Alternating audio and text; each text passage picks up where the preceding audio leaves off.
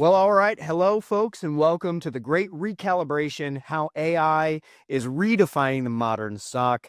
My name is Mick Leach. I'm a field CISO here at Abnormal. I'm joined by my dear friend, Patty. Patty, would you introduce yourself as well? Hey, Mick. So great to be here with you. And Field CISO at Abnormal as well. Mick and I are partners in crime, and we are looking forward to a great discussion today. Yes, absolutely. So I think this is a really interesting conversation as we talk. So for folks who don't know, Patty, you definitely know SOCs, Security Operations Centers, near and dear to my heart. Been building and leading them for about the last 15 some odd years. So this is where my heart lies. And so I'm excited to have this conversation with you. Yep. And I am the CISO person who loves the fact that people like Mick are making it all work in the background. So I am going to chart a course of conversations, and we are going to talk about how security teams are rethinking operations today, and they're fusing together behavioral science, which we've never done before. I mean, we've done bits and pieces of it, but not at scale. Empathy, which is not something you normally hear when you hear security operations. And then how do you munch that all together with an AI driven automation? And then what is that doing to help us with enhancing our security operations center people, making sure that we're doing something important about dealing with the burnout that's happening. And then how are we using this to unlock high value potential?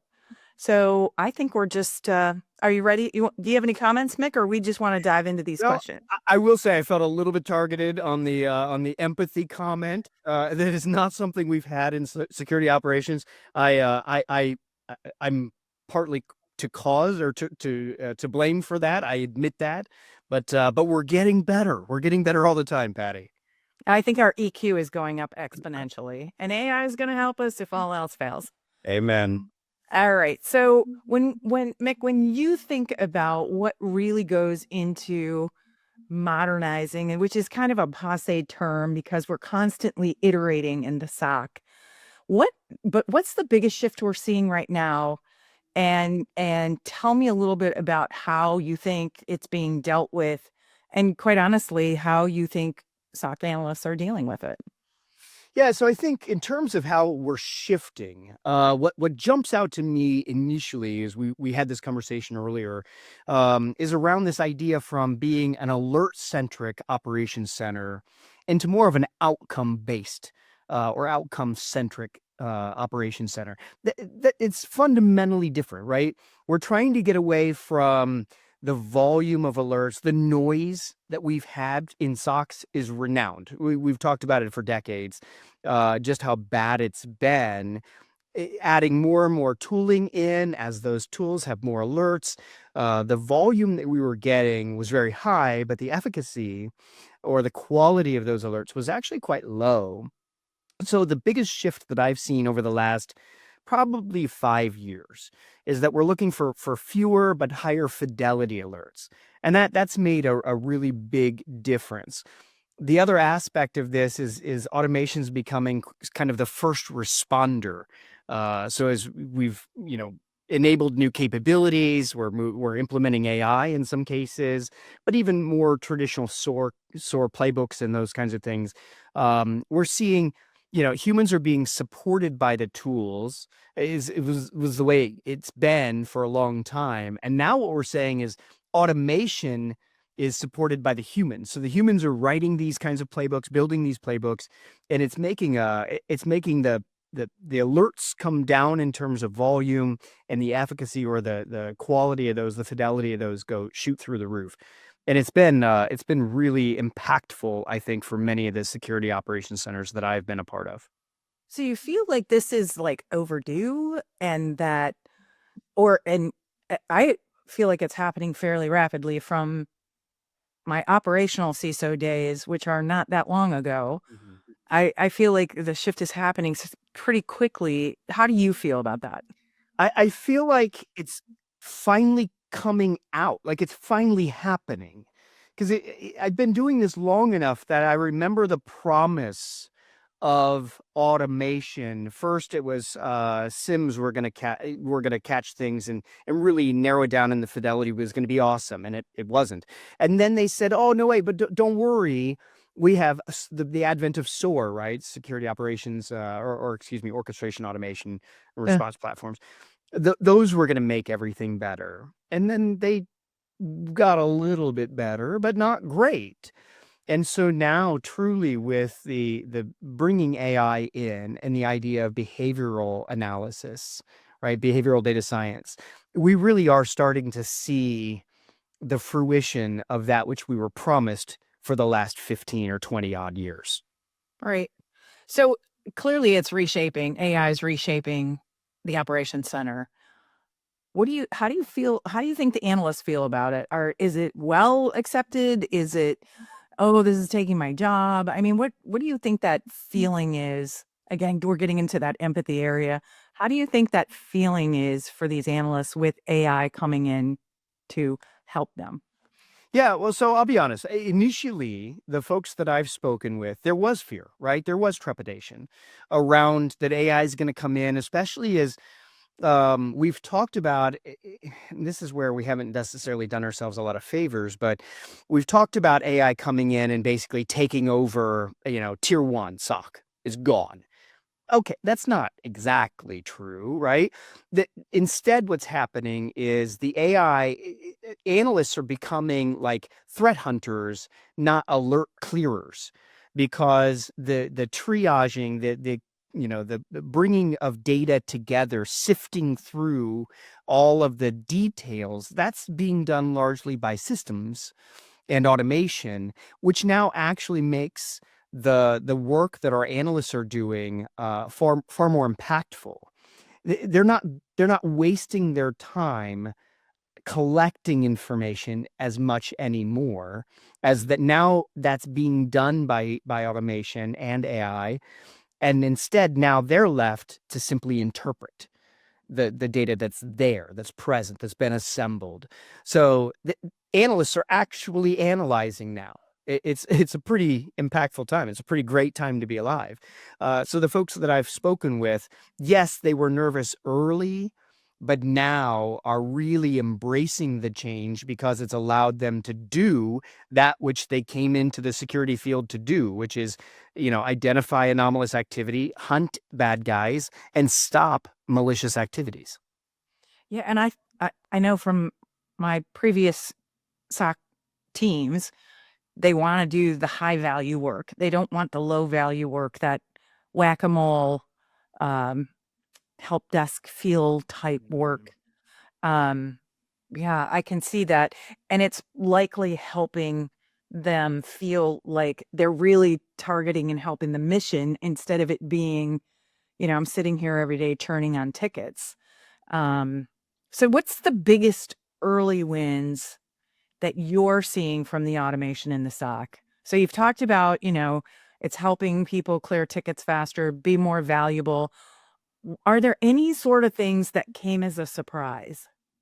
Yeah, I think in terms of number one is just how good it's been. That out for me was a bit of a surprise. If you want, even if you go back 2 years ago, right? Generative AI was in its infancy, having come out, at least gone public, mainstream. ChatGPT came out in November of 2022, and so if you go back a couple of years, it was still rough around the edges.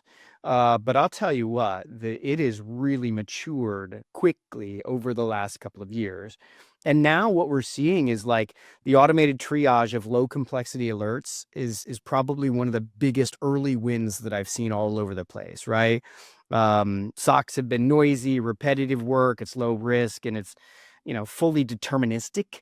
And now with automation, it can validate the alert, it can enrich with context around who the user is and the asset that we're seeing, the geographic information around IP addresses and reputation and all of this. It can collect all of that used to be done manually. Like this was 15, 20 minutes of grunt work that every analyst had to do on every ticket. And we had automated some aspects of that over a period of time with SOAR playbooks. But now the fact that we can turn AI loose on these things and it's collecting all of this, it's scoring the severity, it's understanding the risk and the impact. It's freeing up analysts to stop being information gatherers, and Right. now they're truly analyzing the events and drawing correlations and understanding. They're doing what we were supposed to be doing all along. And probably the ability, and you can validate this or tune it up for me if I'm off the guardrails, which happens sometimes.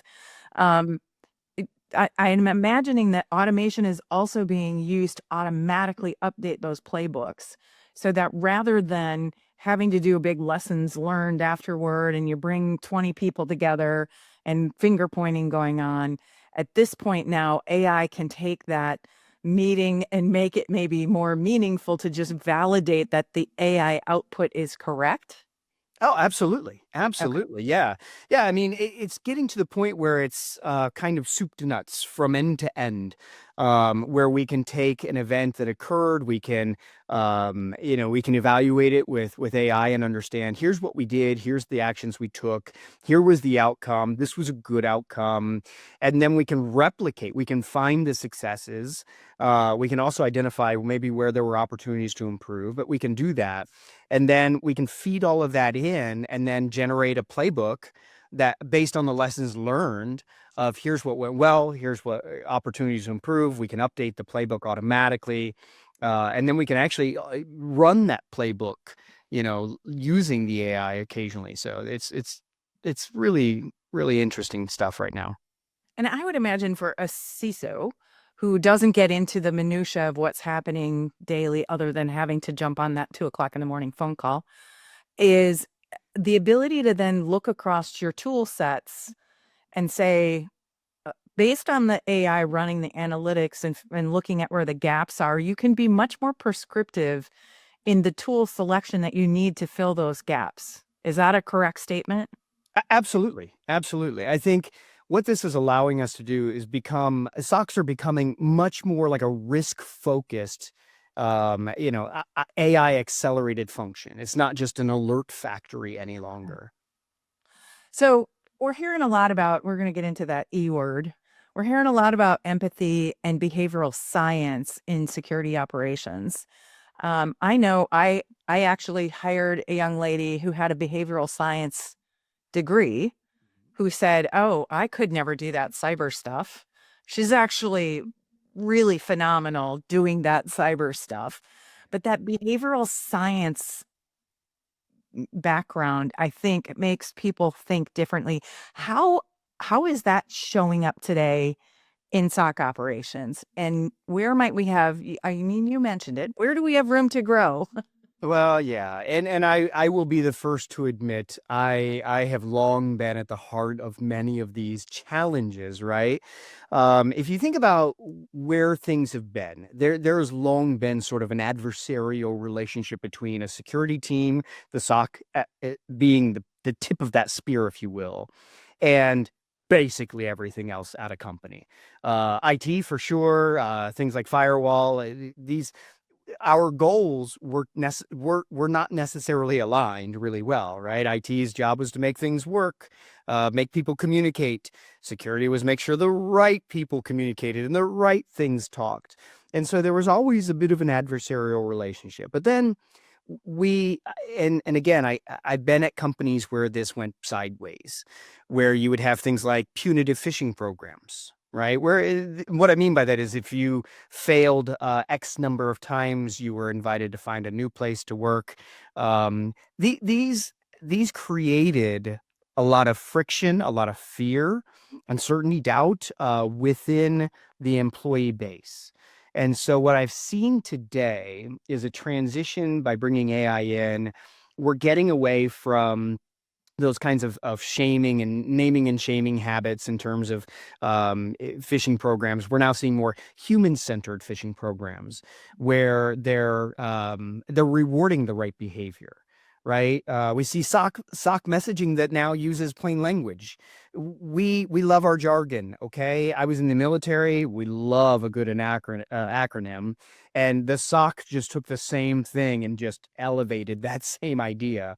And so we would fall into this IT and security both, and use language that was hard for a regular employee, someone in sales or marketing or banking, didn't necessarily understand what was being said.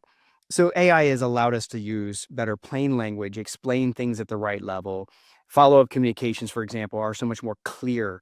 We can take the anger and the frustration out of the messaging that I was a classic one to write kind of from my heart, and it didn't always land very well. So thank you for all my leaders who have given me such good counseling and constructive criticism over the years to sharpen that. But these are the things that we're seeing, right? Generative AI, when you're using that to write your messaging, it can come across so much more clear, devoid of the emotion that would hurt feelings or make things adversarial. Right. Well, it sounds like if we do this right, which I'm sure some companies are already well on their way, we are going to create this SOC of the future. And it's a fascinating time, I think. Mm. So we probably need to wrap up now so people can move on to their next presenters. But thank you so much, Mick, for your insight. And this has been a great opportunity to hear your thoughts about it and pass that along to our customers. Awesome. Well, thanks, Patty. I appreciate it. And thanks for sharing your insight. Certainly as a CISO, many years as a CISO, so experienced and knowledgeable. I really appreciate collaborating with you on this. Thanks a lot.